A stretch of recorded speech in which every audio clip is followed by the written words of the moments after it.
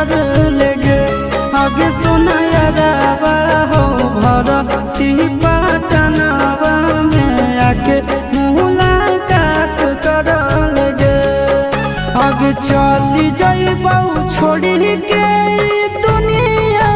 विदाई अपने हाथ कर लेगे आगे सुनायरावा हो भरती पटनावा में आके मुलाकात कर लेगे